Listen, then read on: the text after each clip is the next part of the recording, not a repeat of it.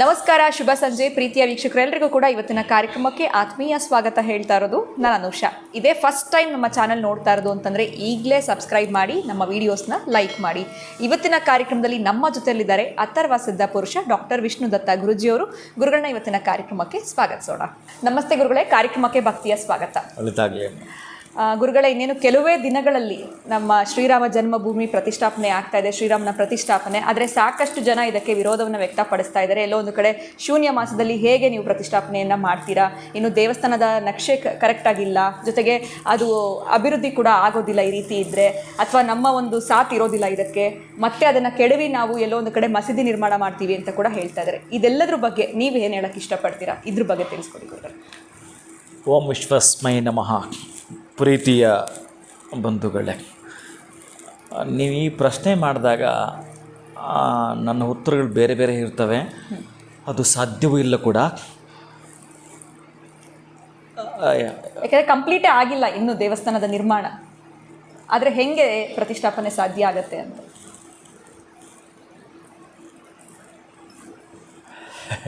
ನಾನು ವಿಷಯವನ್ನು ಎಲ್ಲಿಗೋ ತೊಗೊಂಡು ಹೋಗ್ತೀನಿ, ಅದಕ್ಕಾಗಿ ಬೇಡ. ಇಷ್ಟು ಮಾತ್ರ ಹೇಳಬಲ್ಲೆ. ಜ್ಯೋತಿಷ್ಯ, ವಾಸ್ತು, ಆಗಮ, ಈ ಭಗವಂತ ಧರೆಗಿಳಿದು ಬಂದು ಮನುಷ್ಯನಾಗಿ ಕೂಡ ಇದ್ದು ಇಲ್ಲಿರ್ತಕ್ಕಂತಹದ್ದು ಏನೇನು ಭೂಮಿ ಮೇಲಿದೆಯೋ ಈ ಕರ್ಮಗಳನ್ನು, ಅದಕ್ಕೆ ಅಣ್ಣ ತಮ್ಮಂದಿರು, ದಾಯಾದಿಗಳು, ಆಮೇಲೆ ಪಟ್ಟಾಭಿಷೇಕ ಆಗಬೇಕಾದ ಸಂದರ್ಭದಲ್ಲಿ ಅವ ಕಾಡಿಗೆ ಹೋಗಿದ್ದು, ಇದು ನಮ್ಮಲ್ಲಿ ನಡೀತಾ ಇದೆಯಲ್ಲ, ಮನುಕುಲಕ್ಕೆ ತಿಳಿಸಿಕೊಟ್ಟು ಹೋಗಿದ್ದಾನೆ. ಆ ರಾಮ ಭಗವಂತ ಮನುಷ್ಯನೂ ಆಗಬಲ್ಲ, ಅದೇ ಮನುಷ್ಯ ಮತ್ತು ಭಗವಂತನೂ ಆಗಬಲ್ಲ ಅನ್ನೋ ನಿದರ್ಶನವನ್ನು ಪ್ರದರ್ಶನ ಮಾಡಿ ಹೋಗಿರತಕ್ಕಂತಹ ರಾಮ ದೇಗುಲದಲ್ಲಿ ಈ ಹುಡುಕಾಟ ಸಾಧ್ಯವಿಲ್ಲ, ಸಲ್ಲೋದು ಕೂಡ. ಅದೇಗೆ ಮಾಡ್ತೀರೋ ನೋಡೋಣ. ಇನ್ನು ಅದೇ ಇಡೀ ವಿಶ್ವವೇ ಸನಾತನ ಧರ್ಮದತ್ತ, ಈ ಮಾತು ಹೇಳ ಬಯಸಿದ್ದು ಈ ವಿಷ್ಣುದತ್ತ. ನೀವು ಕೇಳಿಸ್ಕೊಳ್ಳಿ, ಬಹಳ ಪ್ರಮುಖವಾಗಿರ್ತಕ್ಕಂತಹದ್ದು. ನಾನು ಈ ರೈಮಿಂಗೆಲ್ಲ ಹೊರಟ್ರೆ ಮೊನ್ನೆ ಯಾರು ಮಾತಾಡೋರು ಅದೆಲ್ಲ ಹೊರಟೋಗ್ತೀನಿ. ಅದಕ್ಕೆ ನಾನು ರಾಮನ ಕಡೆನ ಸ್ವಲ್ಪ ಮಾತಾಡೋದೇ ಆದರೆ, ಮಾಸ ಅಂತ ಹೇಳಿದ್ರಲ್ಲ, ಇದು ಪುಷ್ಯ ಮಾಸ. ಆಮೇಲೆ ಎಲ್ಲವೂ ಕೂಡ ಮಾನುಷ ಕರ್ಮಗಳಿಗೆ ಬೇಕಾದಷ್ಟು ಹುಡುಕಾಟ ನಡೆಸಿ, ನಿಜ ಹೌದು ಕೂಡ. ಆಮೇಲೆ 22 ಡೇಟ್ ಇದೆಯಲ್ಲ, ಅದು ಕೂಡ ರಾಹುಗೆ ಸಂಬಂಧಪಟ್ಟ ಸಂಖ್ಯೆಯೂ ಹೌದು, ಆಮೇಲೆ ಪುಷ್ಯ ಮಾಸವೂ ಹೌದು, ಅವತ್ತಿರ್ತಕ್ಕಂಥ ತಿಥಿಯೂ ಹೌದು. ಎಲ್ಲವೂ ಕೂಡ ರಾಮನಿಗೆ ಸರ್ವಶ್ರೇಷ್ಠವೇ. ನೀವು ನೆಗೆಟಿವ್ನ ಹುಡುಕಲಿಕ್ಕೆ ಹೋಗಬಾರ್ದು. ನಾವೇನಾದರೂ ಇಲ್ಲಿ ಮಾಡಲಿಕ್ಕೆ ಒಂದು ದೇವಸ್ಥಾನವನ್ನು ಹೋಗ್ತೀವಿ ಅಂತಂದರೆ, ಆ ಒಂದು ದೇವರಿಗೆ ಪ್ರಾಣ ಪ್ರತಿಷ್ಠಾಪನೆಯನ್ನು ಮಾಡುವಂಥ ಕಾರ್ಯಕ್ರಮಗಳನ್ನು ಮಾಡ್ತೀವಿ ಅಂತಂದರೆ, ಅಲ್ಲಿ ವಾಸ್ತುಪುರುಷ ರಾಜಯೋಗದಲ್ಲಿ ಇದ್ದು ಆ ವಿಗ್ರಹ ಸುಮಾರು 14 ವರ್ಷಗಳ ಕಾಲ ನೀರಲ್ಲಿ ಇದ್ದು, ತದನಂತರದನ್ನು ಕೆತ್ತನೆಯನ್ನು ಮಾಡಿ, ಆನಂತರದಕ್ಕೆ ಜಲಾದಿವಾಸ, ಆನಂತರದಕ್ಕೆ ಧಾನ್ಯಾದಿವಾಸ, ತದನಂತರ ಪುಷ್ಪಾದಿವಾಸ, ಈ ವಾಸಾದಿಗಳನ್ನು ಸಂಪೂರ್ಣವಾಗಿ ಇಷ್ಟು ದಿನಗಳು ಅಂತಿದೆ, ಅಷ್ಟೂ ದಿನಗಳು ಮಾಡಿ. ಮತ್ತು ಯಾಕಿದು ಅದು ಇದೆ, ಇಷ್ಟು ದಿವಸ ಯಾಕೆ ಮಾಡ್ತೀರಿ ನೀವು ಅನ್ಲಿಕ್ಕೂ ಇದೆ. ಅಂತಹ ವಿಗ್ರಹಗಳ ಪ್ರತಿಷ್ಠಾಪನೆ ಮಾಡುವಾಗ ಇಲ್ಲಿ ನಾವು ರಾಮನ ವಿಚಾರದಲ್ಲಿ, ನಮ್ಮ ದೇಶದ ವಿಚಾರದಲ್ಲಿ ಕಾಂಪ್ರಮೈಸ್ ಇಲ್ಲ. ಯಾರೂ ಕೂಡ ಅಡ್ಡ ಬರಲಿಕ್ಕೂ ಸಾಧ್ಯವಿಲ್ಲ. ಕ್ಷಾತ್ರ ತೇಜಸ್ ಅವಾಗ ಆಚೆ ಬರುತ್ತೆ. ಅಂತಹ ಕ್ಷಾತ್ರ ತೇಜಸ್ಸು, ಕ್ಷಾತ್ರ ಶಕ್ತಿ ಆಗ ಆಚೆ ಬರುತ್ತೆ. ನೀವು ನಿಲ್ಲಿಸ್ತೀವಿ, ಈ ಪದಗಳಿಗೆ ಅವಕಾಶವೇ ಇಲ್ಲ. ಅದು ನಿಲ್ಲೋದು ಇಲ್ಲ, ಸಾಧ್ಯವೂ ಇಲ್ಲ, ಸಾಧ್ಯವೂ ಇಲ್ಲ. ಎಂತಹದ್ದನ್ನು ನಡೆದು ಹೋಗಲಿ, ಅದು ಸಾಧ್ಯವೂ ಇಲ್ಲ ಕೂಡ. ನಡೆದೇ ತೀರುತ್ತೆ. ನೀವು ನೆಗೆಟಿವ್ ಮಾತಾಡಲಿಕ್ಕೆ ಹೋಗಬಾರ್ದು. ಮಾಸ ಮತ್ತೊಂದು ಇನ್ನೊಂದು ಎಲ್ಲವೂ ಕೂಡ ಅದು ಭಗವಂತನ ಇಚ್ಛೆ ಅಂತ ನಡೀಲಿಕ್ಕೆ ನಾವು 500 ವರ್ಷಗಳಿಂದ ಆ ಹಪಾಹಪಿತನದಿಂದ ನೋವನ್ನು ನುಂಗಿಕೊಂಡು ನಮ್ಮ ದೇಶದ ಮುದ್ರೆ ಅದು. ರಾಮ ಸೇತುವೆ ಕಟ್ಟಬೇಕಾದ್ರೆ ಈ ವಾನರ ಕೈಯಿಂದ, ಆ ಕಪಿಗಳ ಕೈಯಿಂದ ಪೂಜೆ ಮಾಡಿಸ್ಬೇಕು.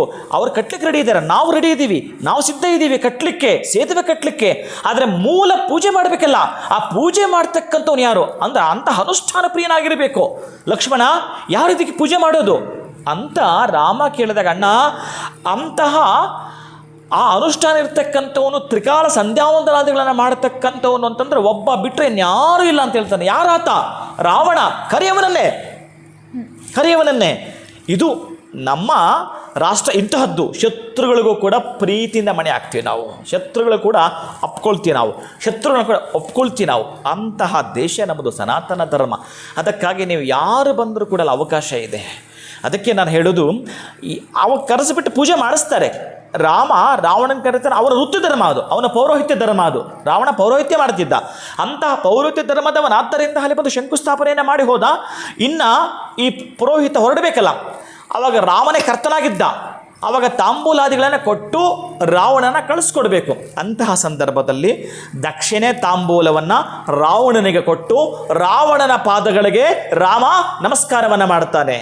ಆವಾಗ ಆ ರಾವಣ ಅಕ್ಷತೆಯನ್ನು ತೆಗೆದುಕೊಂಡು ಆತನಿಗೆ ಆಶೀರ್ವಾದ ಮಾಡ್ತಾನೆ, ಸರ್ವ ಕಾರ್ಯೇಷು ವಿಜಯೀಭವ ಅಂತ. ನಾನು ಈ ಮಂತ್ರವನ್ನು ಬಹಳ ಬಳಸ್ತೀನಿ. ಸರ್ವ ಕಾರ್ಯೇಷು ವಿಜಯೀಭವ ಅಂತ ಹೇಳ್ತಾನೆ. ಅಲ್ಲಿಂದ ಆತ ಅಂತರ್ಗತನಾಗ್ತಾನೆ, ಹೊರಟೋಗ್ತಾನೆ. ಇನ್ನು ರಾಮ ಅವನು ಅಲ್ಲಿ ಹೋಗಿ ಏನು ಮಾಡಬೇಕೋ ಅದನ್ನು ಇವನು ಬಾಯಿಂದಲೇ ತಿಳ್ಕೊಂಡಾಯ್ತು. ಶತ್ರು ಅಲ್ವ ಇವನು, ಆದರೆ ಅವನ ಧರ್ಮ ಏನಿದೆ ಅದನ್ನು ಮಾಡಲಿಕ್ಕೆ ಬಂದ, ಮಾಡಿ ಹೊರಟ. ಅಂದರೆ ಸರ್ವ ಕಾರ್ಯೇಷು ವಿಜಯೀಭವ ಅಂತಂದರೆ ನೀವು ಸೇತುವೆ ಕಟ್ಟೋದು ವಿಜಯವಾಗಲಿ. ಸೇತುವೆ ಯಾವ ಉದ್ದೇಶಕ್ಕೆ ಕಟ್ತಾ ಇದ್ದೀರಿ, ಅವನನ್ನು ಸಂಹಾರ ಮಾಡಲಿಕ್ಕೆ, ದಶಗ್ರೀವನನ್ನು, ಆ 10 ತಲೆ ಇರ್ತಕ್ಕಂಥ ರಾವಣನ್ನ ಸಂಹಾರ ಮಾಡಬೇಕು, ಅದು ಕೂಡ ವಿಜಯವಾಗಲಿ ಅಂತ ಅವನ ಬಾಯಿಂದಲೇ ಹೇಳಿಸ್ಕೊಳ್ಳಲಿಕ್ಕೆ ಇದನ್ನು ಮಾಡಿದರು. ಹಾಗೆ ನಾವು ಅಷ್ಟೇ, ಎಂತಹ ಧರ್ಮದವರಾಗಿರಲಿ, ಯಾರೇ ಆಗಿರಲಿ, ಕ್ರಿಶ್ಚಿಯನ್ ಆಗಿರಲಿ, ಮುಸ್ಲಿಮ್ ಆಗಿರಲಿ, ಹಿಂದೂ ಧರ್ಮಗುರುಗಳಾಗಿರಲಿ, ಯಾರಾಗಿದೆ ಎಲ್ರಿಗೂ ವೆಲ್ಕಮ್ ಇದೆ ಇಲ್ಲಿ.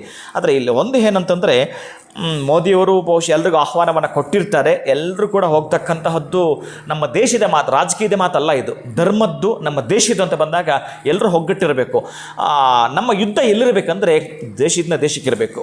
ನಮ್ಮ ದೇಶ ಸಂಪೂರ್ಣ, ನಾನು ಆಗಲೇ ಹೇಳಿದೆ ಒಂದು ಮಾತು, ಯಾವುದೋ ಒಂದು ಎಪಿಸೋಡಲ್ಲಿ ಹೇಳಿದೆ ನಾನು ಅನ್ಕೋತೀನಿ, ಈ ಜಗತ್ತಿಗೆ ನಮ್ಮ ದೇಶವೇ ಇಂಜಿನ್.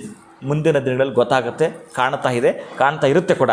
ಅಂತಹದ್ದಾಗಿರತಕ್ಕಂತಹದ್ದು ಅದಕ್ಕೆ ಹೇಳ್ತಾರೆ, ಬದುಕಿದ್ರೆ ಈ ಒಂದು BJPನಲ್ಲಿ ಒಬ್ಬ ಇದ್ದರು, ಅಖಂಡ ಭಾರತದ ಪ್ರಚಂಡ ಪ್ರಧಾನಿ ಅಂತಂದರೆ ಒಂದು ದೈವಿಕ ಪುರುಷ ಅಂತಂದರೆ ಅಟಲ್ ಬಿಹಾರಿ ವಾಜಪೇಯಿಯವರು. ಆ ಅಟಲ್ ಬಿಹಾರಿ ವಾಜಪೇಯಿಯವರು ಒಂದು ಬಾರಿ ನ್ಯಾಷನಲ್ ಗ್ರೌಂಡಲ್ಲಿ 108 ಹೋಮಕುಂಡಗಳನ್ನು ಹಾಕಿ, ನನ್ನ ಗುರುಗಳು ಸವ್ಯಸಾಚಿ ಸ್ವಾಮೀಜಿ ಅಂತ, ಆ 108 ಹೋಮಕುಂಡಗಳು ಹಾಕಿ, ನಾನು ಆವಾಗಿನ್ನೂ ಕಲಿಕೆಗಾಗಿ ಹೋರಾಟ ಮಾಡ್ತಿದ್ದೆ ಈ ವಿದ್ಯಾಭ್ಯಾಸದಲ್ಲಿ. ಈಗಲೂ ಕೂಡ ಟೈಮ್ಸ್ ಆಫ್ ಇಂಡಿಯಾ ಪೇಪರ್ ಎತ್ತಿಟ್ಟಿದ್ದೇನೆ. ಅವರು ನಿಂತಿದ್ದಾರೆ, ನನ್ನ ಗುರುಗಳು ಕೂತಿದ್ದಾರೆ, ಅವ್ರ ಪಕ್ಕದಲ್ಲಿ ನಾನು ಕೂತಿದ್ದೆ. ಅಂತಹದ್ದಕ್ಕಾಗಿ 108 ಹೋಮಕುಂಡಗಳನ್ನು ಹಾಕಿ ಅವರು ಪ್ರಧಾನಿ ಆದಾಗ ನಮ್ಮ ಬೆಂಗಳೂರು ನ್ಯಾಷನಲ್ ಗ್ರೌಂಡಲ್ಲಿ ಈ ತರಹದ ಯಜ್ಞಗಳನ್ನು ಮಾಡಿರ್ತಕ್ಕಂತಹ ಸನಾತನ ಧರ್ಮ ದೇಶ ನಮ್ಮದಾದ್ದರಿಂದ ಅದಕ್ಕೆ ಬದುಕಿದ್ರೆ ಹಿಂದೂಗಳಲ್ಲಿ ಅಟಲ್ ಬಿಹಾರಿ ವಾಜಪೇಯಿ ಬದುಕದಾಗೆ ಬದುಕಬೇಡಿ. ಇನ್ನು ಮುಸ್ಲಿಮ್ಸಲ್ಲಿ ನೀವು ಬದುಕೋದಾದರೆ ಅಬ್ದುಲ್ ಕಲಾಂ ರೀತಿಯಲ್ಲಿ ಬದುಕಬೇಡಿ. ಇನ್ನು ಕ್ರಿಶ್ಚಿಯಾನಿಟಿಯಲ್ಲಿ ನೀವು ಬದುಕೋದಾದರೆ ಜಾರ್ಜ್ ಫರ್ನಾಂಡಿಸ್ ಅವ್ರ ರೀತಿ ಬದುಕಬೇಡಿ. ಕ್ರಿಶ್ಚಿಯನ್ ಆಗಿರಬಹುದು, ಹಿಂದೂ ಆಗಿರಬಹುದು, ಮುಸ್ಲಿಂ ಆಗಿರಬಹುದು, ಒಗ್ಗಟ್ಟಾಗಬೇಕು ನಾವು ಅಷ್ಟೇ. ನಾವು ಈ ದೇಶದವರು ಅನ್ನೋ ಭಾವನೆ ನಿಮ್ಮಲ್ಲಿ ಬಿಟ್ಟರೆ ಇನ್ನು ಎಂಥ ಏನು ಮುಹೂರ್ತ, ಎಲ್ಲ ದುರ್ಮುಹೂರ್ತ ಹುಡುಕಲೇಬೇಡಿ. ಇರೋದೇ ಸುಮುಹೂರ್ತ, ಇರೋದೇ ಸುದಿನ, ಇರೋದೇ ಸುವೇಳೆ, ಆ ಲಗ್ನವೇ ಸುಲಗ್ನ ಅಂತ ತಿಳ್ಕೊಂಡು ಆ ಕಾರ್ಯಕ್ರಮದಲ್ಲಿ ಭಾಗಿಯಾಗಬೇಕು. ಬಿಟ್ಟರೆ ನೀವು ಯಾವುದೋ ಇಲ್ಲಿ ಅಡಚಣೆ ಮಾಡಲಿಕ್ಕೆ ಒಂದು ಕಿಂಚಿತ್ತು ಕೂಡ ಯಾರು ಕೂಡ ಯೋಚನೆ ಮಾಡಬೇಡಿ, ಅದು ಸಾಧ್ಯವೂ ಇಲ್ಲ ಕೂಡ. ಖಂಡಿತ ಗುರುಗಳೇ, ಎಲ್ಲೋ ಒಂದು ಕಡೆ ಸಾಕಷ್ಟು ಜನಕ್ಕೆ ನೆಗೆಟಿವ್ ಮಾತಾಡ್ತಾ ಇರ್ತಾರೆ, ಇನ್ನಷ್ಟು ನೆಗೆಟಿವ್ ಸೇರ್ತಾ ಇತ್ತು, ಆ ದಿನ ಆಗತ್ತೋ ಇಲ್ವೋ, ಸಾಕಷ್ಟು ಎಲ್ಲೋ ಒಂದು ಕಡೆ ಯಾರು ಸಾಥ್ ನೀಡೋದಿಲ್ಲ ಅಂತಂದಾಗ ಏನಾದರೂ ಬದಲಾವಣೆಗಳಾಗ್ಬಿಡುತ್ತಾ ಕೊನೆ ಕ್ಷಣದಲ್ಲಿ ಅಂತ. ಬಟ್ ನಾವು ಯಾವುದೇ ರೀತಿಯಾಗಿರುವಂಥ ನೆಗೆಟಿವ್ ಮಾತುಗಳು ಬೇಡ. ಅಂದ್ಕೊಂಡಿರುವಂಥ ಜನವರಿ 22ನೇ ತಾರೀಕು ಶ್ರೀರಾಮನ ಪ್ರತಿಷ್ಠಾಪನೆ ಆಗುವಂಥದ್ದಂತೂ ಖಂಡಿತ ಅದು ಶುಭ ದಿನ ಅಂತ ಕೂಡ ತಿಳಿಸ್ಕೊಟ್ಟಿದ್ದೀರಾ. ಬಹಳ ಧನ್ಯವಾದಗಳು ತಮಗೆ. ನಮಸ್ಕಾರ. ಹರೇ ಶ್ರೀನಿವಾಸ. ಇನ್ನು ವೀಕ್ಷಕರೇ, ನಿಮ್ಮ ಒಂದು ಸಮಸ್ಯೆಗಳು ಸಾಕಷ್ಟು ಆಗ್ತಾ ಇದೆ, ಇರುವಂಥ ತೊಂದರೆಗಳು ಇನ್ನೂ ಹೆಚ್ಚಾಗ್ತಾ ಇದೆ, ಎಲ್ಲೋ ಒಂದು ಕಡೆ ಕೆಲಸ ಕಾರ್ಯಗಳು ಮಾಡ್ತಾ ಇರುವಂಥದ್ದು ನೆರವೇರ್ತಾ ಇಲ್ಲ, ಅಥವಾ ಮ್ಯಾರೇಜ್ ಕೂಡ ಡಿಲೇ ಆಗ್ತಾ ಇದೆ, educational problems, business loss, health issues ಆಗ್ತಾ ಇರ್ಬೋದು. ಈ ಎಲ್ಲ ಒಂದು ತೊಂದರೆಗಳಿಂದ ನೀವು ಹೊರಗಡೆ ಬರಬೇಕು ಅಂತಂದರೆ ಈಗಲೇ ಅಕ್ಷಯ ವೃಕ್ಷವನ್ನು ನೀವು ಬರ್ಮಾಡ್ಕೊಳ್ಬೇಕಾಗತ್ತೆ. ಇದ್ರ ಬಗ್ಗೆ ಕೂಡ ತಿಳ್ಕೊಳ್ಬೇಕು ಅಂತಂದರೆ ಸ್ಕ್ರೀನ್ ಮೇಲೆ ಬರ್ತಿರುವಂಥ ನಂಬರ್ಸ್ಗೆ ನೀವು ಕರೆ ಮಾಡ್ಬೋದು ಅಂತ ಹೇಳ್ತಾ ಇವತ್ತಿನ ವಿಡಿಯೋನ ಮುಗಿಸುವಂಥ ಸಮಯ ಆಗಿದೆ. ನಮಸ್ಕಾರ.